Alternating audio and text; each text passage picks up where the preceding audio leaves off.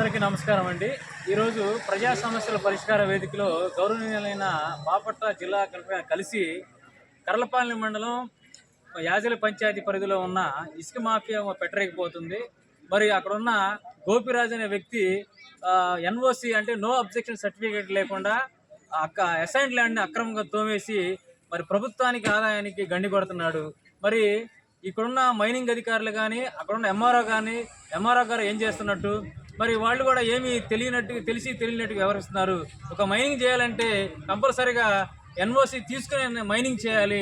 అలాంటిది ఎన్ఓసి లేకుండా ఇష్టానుసారంగా మైనింగ్ చేయటం వల్ల భూగర్భ జలాలు అదేవిధంగా పర్యావరణానికి ఎంతో నష్టం వాటిల్లుతుందని చెప్పేసి జై భీమ్ భారత పార్టీతో మేము తెలియజేస్తున్నాం. అదేవిధంగా మరి ఈ యొక్క ముఖ్యమంత్రి గౌరవనీయులైన చంద్రబాబు నాయుడు గారు మేము సంపద సృష్టిస్తాను, సంపద సృష్టించి పేద ప్రజలు ప్రంజితా అని చెప్పిన చంద్రబాబు నాయుడు గారు మరి ఈ రోజున ఈ ఇసుక తోమి అమ్మి సంపద సృష్టిస్తారా? సంపద సృష్టించడం అంటే ఏంటి? ఇండస్ట్రీలు డెవలప్ చేయటం.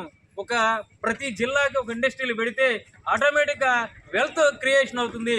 అలాంటిది ఏమీ లేకుండా ఉచిత ఇసుక పాలసీ పెట్టేసి దాచుకోండి అనే నినాదంతో బాపట్ల నియోజకవర్గంలో ఇసుక మాఫియా పెట్టరేగిపోతుంది.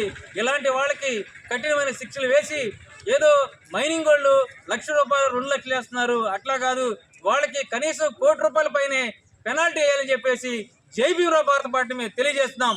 జై భీమ్, జై భారత్.